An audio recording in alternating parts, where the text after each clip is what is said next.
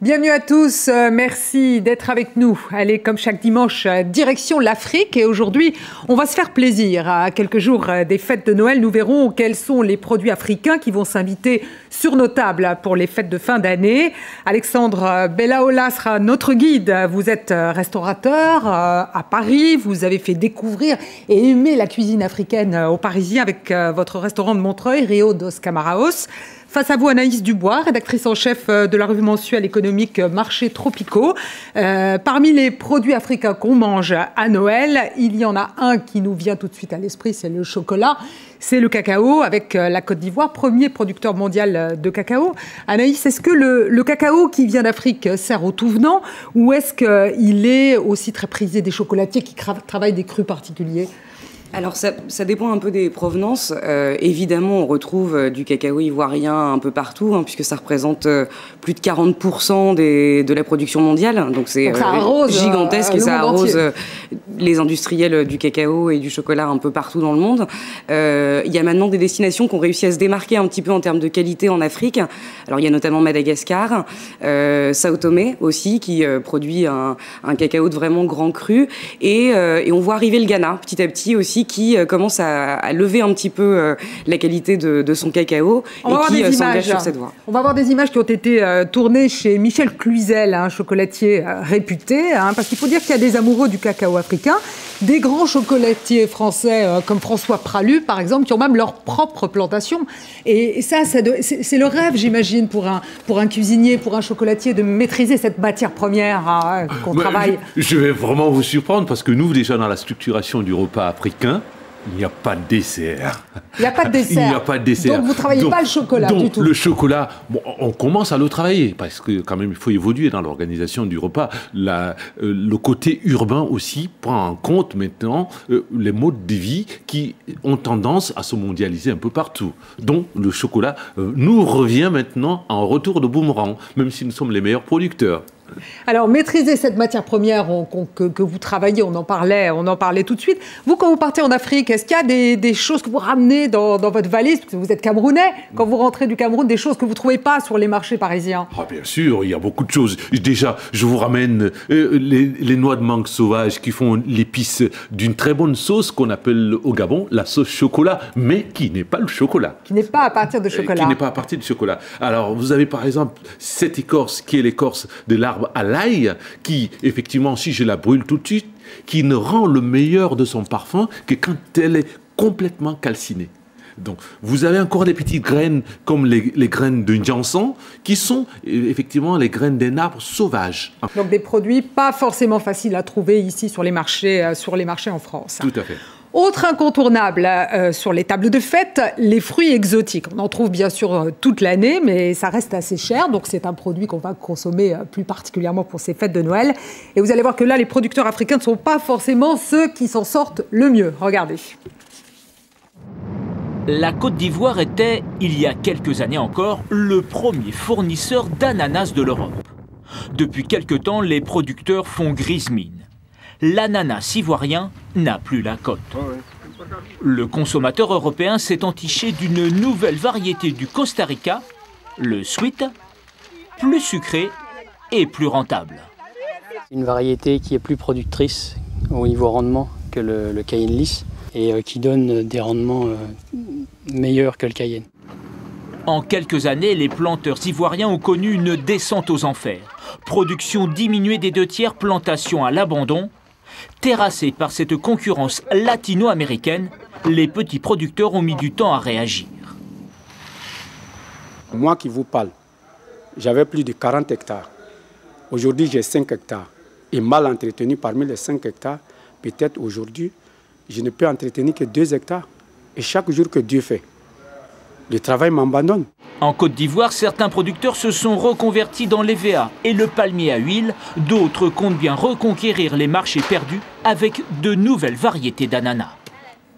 Anaïs Dubois, des exportations en chute libre. Est-ce que la Côte d'Ivoire peut reconquérir ce marché ?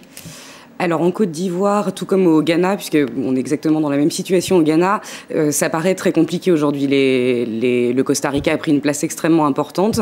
En revanche, il pourrait y avoir un débouché sur le marché local grâce au jus de fruits pour les ananas, notamment le Cayenne Lisse.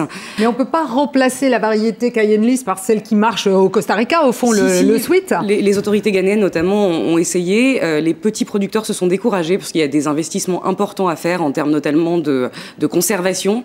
Et donc du coup il y a presque 50% de la production qui a disparu. Les petits producteurs se sont tournés vers d'autres cultures face aux difficultés et aux investissements lourds qui étaient nécessaires. Ils ont baissé les bras. Alexandre, quand vous allez faire vos courses sur les marchés parisiens pour chercher des légumes, des fruits exotiques, est-ce que vous regardez les provenances? Oui, la provenance est quelque chose de très important. Mais vous, quand vous achetez des mangues, vous regardez si elles viennent d'Asie, du Cameroun? La meilleure mangue me vient du Mali. Et la mangue, on n'a qu'une seule fois dans l'année. Vous voyez, la mangue rentre facilement, les mangues du Mali rentrent facilement en France. Elles sont goûteuses, elles sont intéressantes. Mais maintenant, quand elles viennent d'autres pays, bon, on est obligé de les prendre parce que, je vous dis, à Paris, donc il vous arrive d'acheter aussi et de travailler des légumes d'Asie ou de... Ah oui, énormément. Au jour d'aujourd'hui, je vous dis, dans ma cuisine, les meilleurs produits qui ont une meilleure chaîne industrielle viennent d'Asie. Je vais vous parler des feuilles comme les feuilles de manioc, le sakasaka. Le meilleur sakasaka, je suis désolé de vous le dire, il vient du Vietnam. Ah oui, il vient du Vietnam. Vous n'êtes pas totalement chauvin alors? Techniquement, le résultat, je l'ai. Donc forcément, pour mon client et pour la production finale, il faut que j'arrive à satisfaire quelqu'un au bout de la table. Sans ça, il me renvoie mon plat en cuisine. Hein. Donc à lui apporter le meilleur produit. Oui. Anaïs, est-ce que l'Afrique tire bien son épingle du jeu sur le marché des fruits tropicaux d'une manière générale? Est-ce que les fruits tropicaux qui viennent d'Afrique sont concurrentiels? Alors, il y a des produits sur lesquels l'Afrique a une quasi-exclusivité. Donc les litchis notamment, qui viennent essentiellement de Madagascar, d'Afrique du Sud et de l'île Maurice. Quand ils arrivent en Europe, c'est évidemment des produits africains ou de l'océan Indien. Après, il est vrai que dans les négociations commerciales, dans la bataille mondiale, l'Asie est très forte. On a parlé du Vietnam, il y a évidemment la Chine sur un certain nombre de produits, et puis l'Amérique latine et l'Amérique centrale qui ont aussi les mêmes spécificités climatiques et qui leur permettent effectivement d'être plus forts très souvent sur les marchés européens ou américains. Donc la bataille est rude. Alexandre, en un mot, quand on achète des fruits exotiques sur les marchés en France, par bateau, par avion, qu'est-ce qu'il faut choisir? Non. Le prix n'est pas le même. Non, le prix n'est pas le même. Il n'y a pas photo entre l'avion et le bateau. Moi, je vous dis, le meilleur reste les yeux fermés par avion. Ça n'a rien à voir avec les produits qui ont mis 3 semaines sur les bateaux, qui ont été cueillis avant qu'ils ne soient mûrs et qu'on pousse dans des mûrissoirs. Et donc, non, forcément, le résultat au final n'est pas le même. Bon, au bonheur, la chance. On va partir chez vous, Alexandre, au Cameroun, découvrir un produit que vous connaissez, mais qui est au fond assez peu connu, dont je n'avais jamais entendu parler. C'est un poivre exceptionnel qui pousse, vous allez le voir, sur un terroir très particulier. Regardez. À 80 km de Douala, bienvenue sur un terroir exceptionnel. C'est ici que pousse l'un des poivres les plus recherchés de la planète, le poivre du Haut-Penja, appelé ici poivre des oiseaux. Une mine d'or introduite au Cameroun dans les années 50. 2 fois par an, à l'heure de la récolte, les grappes sont détachées avec le plus grand soin. Nous avons des terres volcaniques, nous avons un climat fabuleux. Et tout ceci donne un bouquet final extraordinaire dans le poivre que nous allons récolter. Extraordinaire, il l'est aussi par sa valeur marchande. Sa culture rapporte plus de 3 000 € à l'hectare. À ce prix-là, les poivrières ont remplacé les plantations d'ananas dans la région. Une fois récolté, le poivre fermenté est plongé dans plusieurs bains d'eau pendant 7 jours, puis séché au soleil. Nous n'utilisons aucun produit chimique. Notre poivre est naturel, comme il vient du champ. Sur les 18 tonnes récoltées chaque année, la moitié part à l'export. Un succès mérité pour ces planteurs du Penja qui, en un demi-siècle, ont su transformer un petit grain en trésor. Alexandre Bellaola, on dit que c'est le meilleur poivre du monde. Alors, qu'est-ce qu'il a de si particulier? Là, je suis 100% chauvin. Alors là, vive le Cameroun et vive l'Afrique aussi. Il faut savoir. Vous en avez apporté un petit peu de ce poivre du Penja. Là, c'est vraiment, vous voyez, ce poivre. Et je vous assure qu'il apporte un parfum exceptionnel. C'est un poivre blanc. On le trouve en France, ce poivre. Il est très prisé des grands cuisiniers. On le trouve dans des grandes maisons. Une idée de cadeau. D'un produit de luxe pour Noël, pourquoi pas. Il est très bien présenté en plus. Le poivre du Penja. Anaïs, une production malgré tout assez restreinte, c'est une goutte d'eau sur le marché du poivre, ce poivre camerounais. Oui, c'est vraiment une goutte d'eau et il est assez peu exporté, à vrai dire, d'après ce que j'ai pu constater.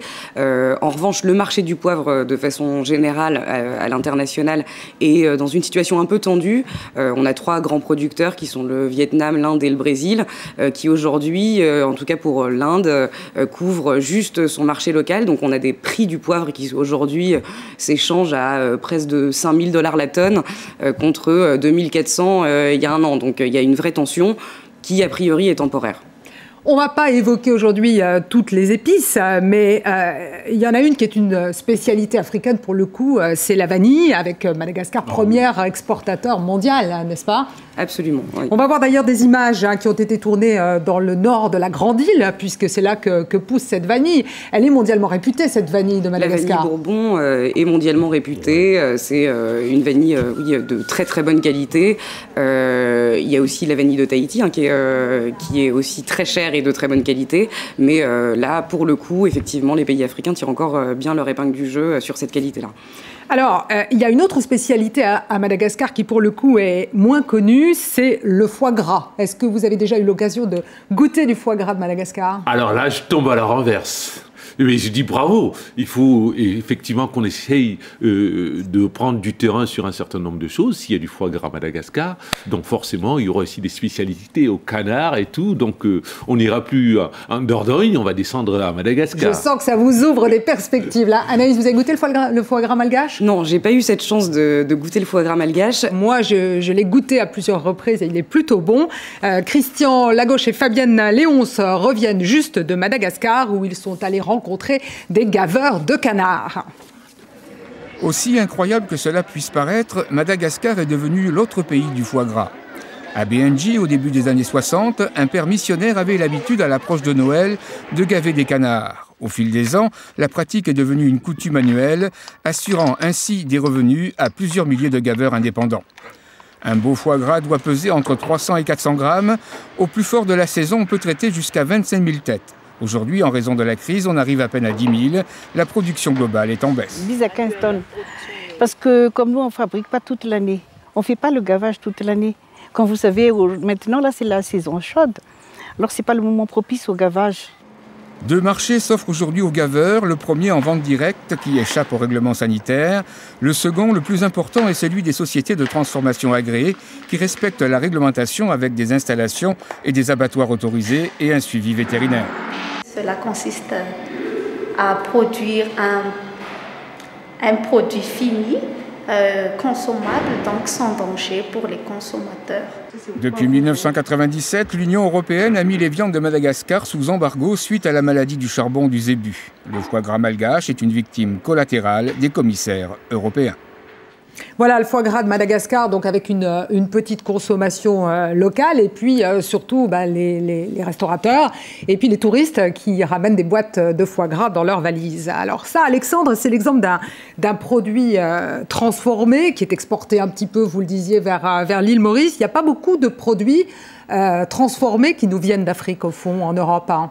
Mais je pense qu'il y a d'abord une question technique de recherche et de développement. Donc chacun doit essayer de voir le terroir. On parlait tout à l'heure, il y a aussi une question de terroir, hein. Il y a une question d'environnement. Qu'est-ce que cet environnement peut générer comme produit de qualité? Donc, par exemple, là, on a vu le poivre de Penja, par exemple, c'est une terre volcanique, c'est une terre de qualité. Et je pense que si Madagascar se prête aussi à l'environnement, au bon élevage des canards, donc il peut générer forcément un produit de qualité aussi. Le poivre du Penja, on ne l'a pas dit tout à l'heure, d'ailleurs, qui a obtenu un label, hein. Ça aussi, c'est quelque chose que les producteurs africains espèrent. Enfin, c'est un plus sur le marché. Effectivement, une labellisation. C'est une des façons que les producteurs africains ont trouvé pour valoriser au mieux leur production sur les marchés internationaux, c'est effectivement de se faire labelliser, donc soit bio, soit grâce à une appellation particulière, et ça leur permet effectivement de monter un peu en gamme. C'est le cas aussi des crevettes de Madagascar. Effectivement, la crevette de Madagascar est un bon exemple. C'est une production qui connaît de grosses difficultés parce qu'il y a une très grande concurrence en termes d'aquaculture de l'Asie et de l'Amérique latine, encore une fois les deux mêmes. Et Madagascar, du coup, a développé de l'élevage de crevettes bio, ce qui lui permet effectivement aujourd'hui de tirer son épingle du jeu, de valoriser un peu sa production et de mieux rémunérer aussi les personnes qui développent cette production. On transforme peu les produits en Afrique, hein, malgré tout, ce sont surtout des matières premières qu'on exporte. Hein. Effectivement, alors la tendance évolue un petit peu, mais il y a encore de grosses lacunes en termes de transfert de compétences entre ceux qui investissent, donc très souvent des investisseurs du Nord, et ceux qui produisent.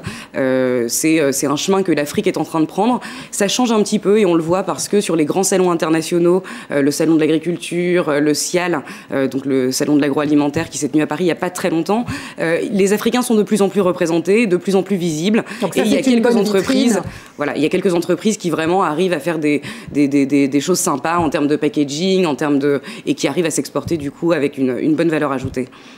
Alors certains diront qu'il n'y a pas de repas de fête sans un bon verre de vin. Hein, et là aussi, il faut quand même le dire, il y a tout ce qu'il faut sur le continent, en particulier en Afrique du Sud. De jeunes viticulteurs sud-africains, d'ailleurs, viennent se former dans le vignoble français. Regardez ce reportage d'Anne-Christine Roth. Chambol-Musigny en Bourgogne, un vignoble connu de tous les amateurs de vin. Ce matin-là, les vendangeurs sont à pied d'œuvre. C'est ce que je veux faire, c'est ce qui me passionne. Alors ça me plaît de faire ça. Rien ne destinait Nolutando à cela. Orpheline, la jeune femme vit dans un township du Cap. Elle s'est démenée et a réussi à décrocher une formation en Bourgogne. Chaque année, une dizaine de stagiaires, tous issus des milieux défavorisés du Western Cap, sont ainsi formés à la viticulture. The pipe in the rocket. Entre Alain, le producteur renommé, et la jeune sud-africaine, le courant passe bien.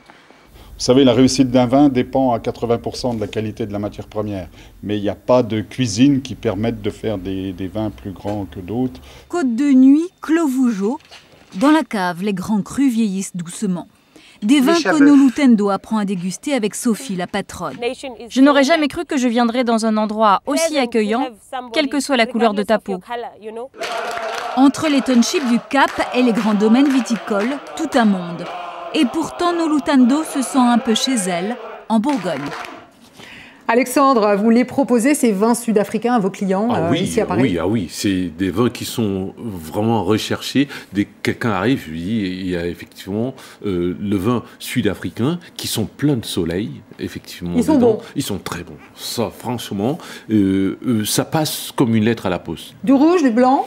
Les deux passent. Hein. Les deux. Surtout le rouge. On aime bien le rouge parce qu'il a toujours ce côté un peu fruité et qui va très bien avec nos plats assez relevé, pas à cause du piment, relevé parce qu'il y a des épices. Hein. Effectivement, la qualité des épices fait qu'on a des saveurs complètement différentes qui viennent se mélanger. Il faut faire attention, le piment est une épice qu'il faut savoir gérer, parce que si on a le piment constamment en bouche pendant tout le repas, on perd la qualité. Ça emporte tout. Anaïs Dubois, il y a d'autres pays qui produisent du vin en Afrique, en dehors de l'Afrique du Sud? Oui, il y a des producteurs en Afrique du Nord, on le sait, on les voit sur les étalages de nos supermarchés aussi. L'Afrique du Sud, ça reste une production relativement faible, hein, ça représente 3% du vin mondial à peu près, donc ça reste relativement faible comme production au niveau mondial. En revanche, c'est vrai qu'ils sont de plus en plus prisés, de plus en plus exportés aussi, et notamment sur les marchés d'Europe du Nord, l'Angleterre, les Pays-Bas, l'Allemagne, la Suède, où le consommateur est un peu moins tatillon que le consommateur français de vin, on va dire, et ils sont très bons, ils sont vraiment très bons. Et ce qui est très intéressant, c'est que l'Afrique du Sud arrive à aussi développer du tourisme autour de cette viticulture, et je regardais les chiffres, ça représente quasiment un tiers des revenus de la viticulture aujourd'hui, le tourisme autour du vin. Qui viennent visiter le vignoble sud-africain, goûter les vins, exactement, qui profitent d'un séjour où ils vont visiter des réserves pour aller aussi faire la route des vins en Afrique du Sud, parce que pourquoi pas finalement. Et les vins sont très bons, blancs comme rouges. Donc une réussite à tous les points de vue, ces vins sud-africains. On a parlé de ces produits qui vont agrémenter les tables de fête ici en France, mais dans certains pays d'Afrique, on va fêter Noël aussi et cette nouvelle année qui commencera bientôt. Est-ce qu'il y a un repas traditionnel de fin d'année? Qu'est-ce qu'on mange en Afrique pour ces fêtes? Alors, autant de pays, autant de spécialités, bien évidemment. Il y a déjà 48 pays, donc déjà, il y a déjà 48 façons différentes de faire la fête. Et quand on rentre à l'intérieur, alors chez moi, ce qu'il faut savoir, c'est que il n'y a rien vraiment d'exceptionnel. On se rassemble et on mange de la viande, une bonne viande, et on mange du riz. Et maintenant, en dessert, puisqu'il nous faut un dessert, faites un bon petit gâteau au chocolat avec du gingembre dedans. Avec du cacao de Côte d'Ivoire, bien sûr. Ouais. Donc, toutes ces recettes, on les retrouve dans ces 2 livres que vous avez publiés. Cuisine actuelle de l'Afrique noire, 60 recettes, donc faciles à réaliser.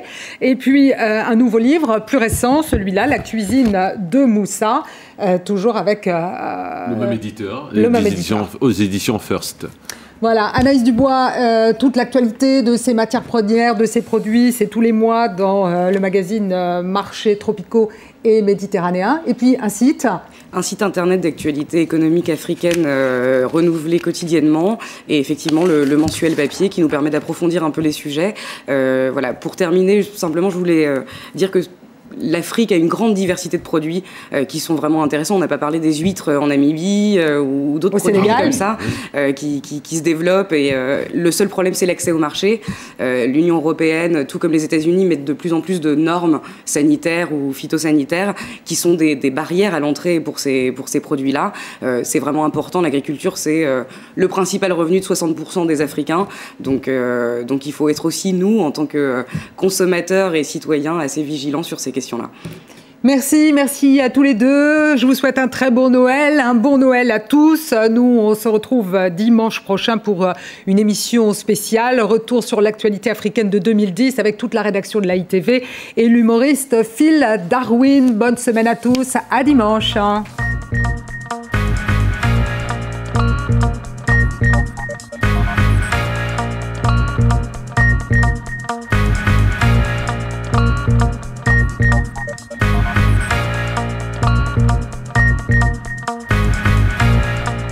Thank you.